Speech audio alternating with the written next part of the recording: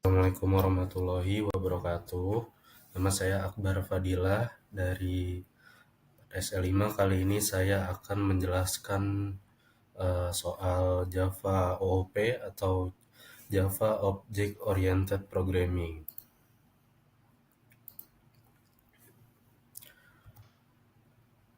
Oke, yang pertama, apa itu Java OOP? Java OOP atau Object Oriented Programming adalah paradigma pemrograman di Java yang berfokus pada konsep objek. Objek ini mempresentasikan entitas nyata dengan atribut, data, properti, dan perilaku metode atau fungsi.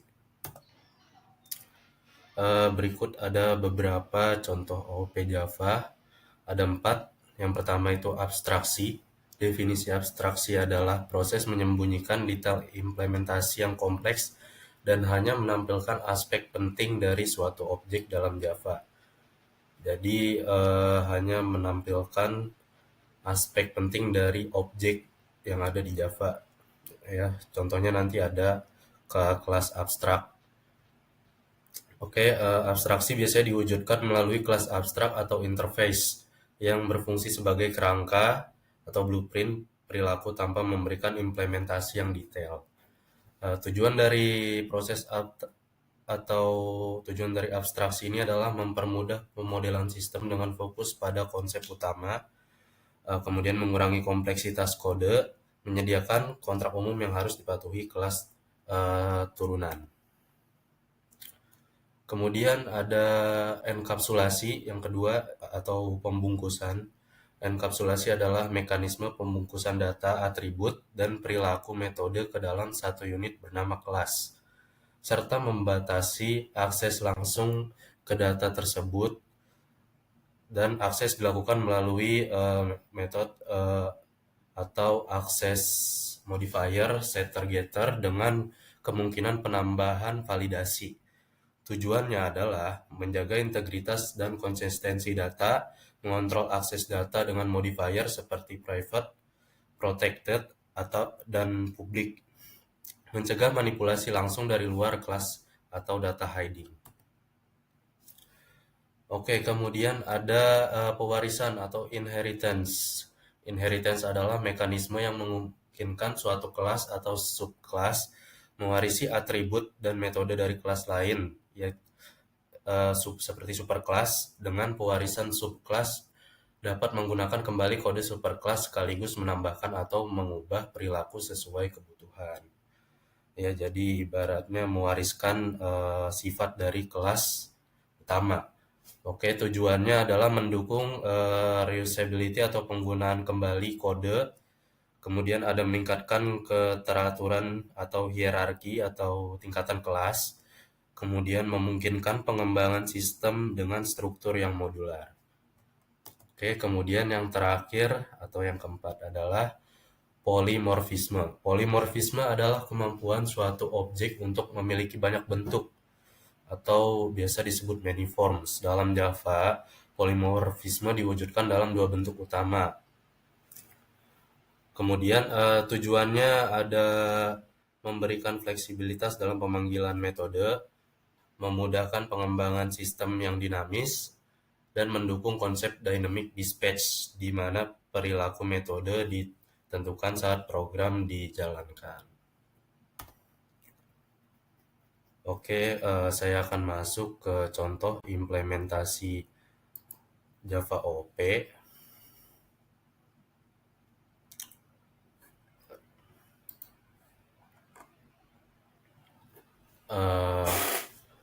Ini adalah kode dari contoh dari implementasi keempat fitur OOP yang dimiliki Java, yang contohnya kayak tadi abstraksi, enkapsulasi, pewarisan, dan polimorfisme. Oke, saya akan ke penjelasannya. Untuk yang pertama, abstraksi ada abstrak di kelas orang, ya, yang tidak memiliki nilai pada variabel seperti misalnya nama atau ID, namun wajib diimplementasikan sebagai kontrak seperti get peran atau perkenalan. Tujuannya adalah memaksa konsistensi perilaku untuk semua jenis orang tanpa mengikat pada satu implementasi. Kemudian dari kode ada potongan kode enkapsulasi. Enkapsulasi ini pembungkusan. Jadi seperti tadi private string atau private integer tipe datanya untuk menjaga integritas data dengan menyembunyikan state dan mengontrol perubahan melalui metode. Seperti yang sudah ada di sini, yaitu adalah private string, nama, dan private integer. Kemudian ada metode untuk mengatur nama atau mengatur dari ID.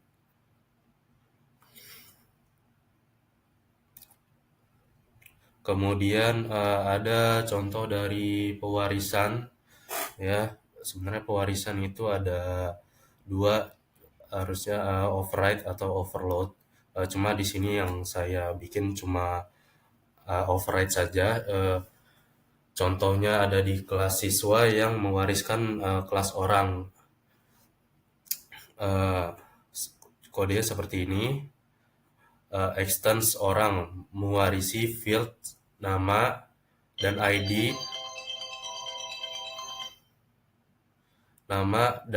dan metode dasar. Metode dasar seperti get nama atau get ID dan lain-lain.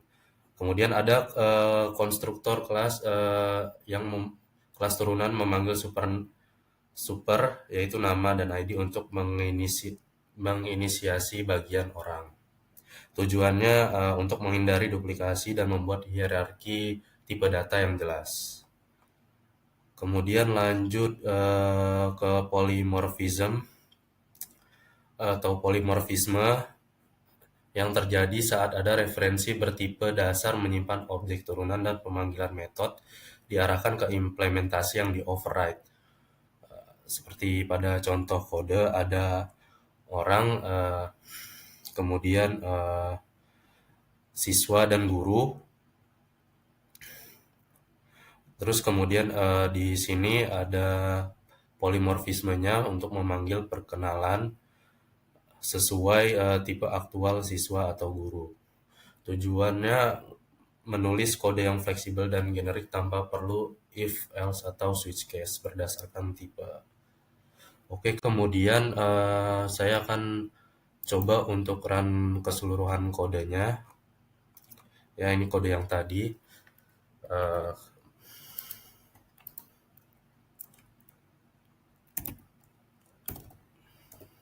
Nah, ini saya buat di VS Code.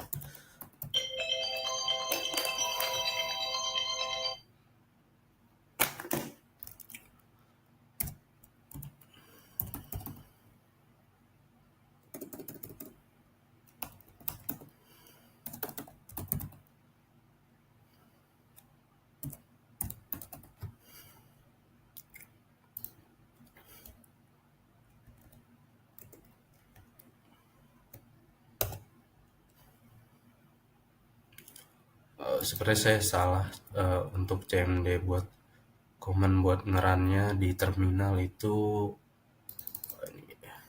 jadi harus di-compile dulu.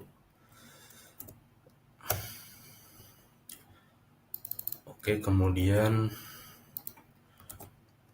kita run untuk menghasilkan outputnya, bukan outputnya.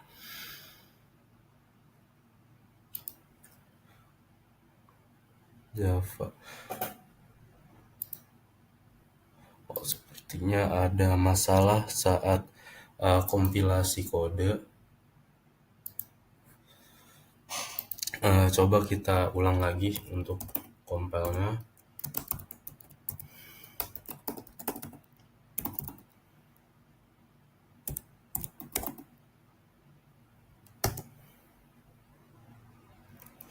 Oke, kemudian kita run lagi.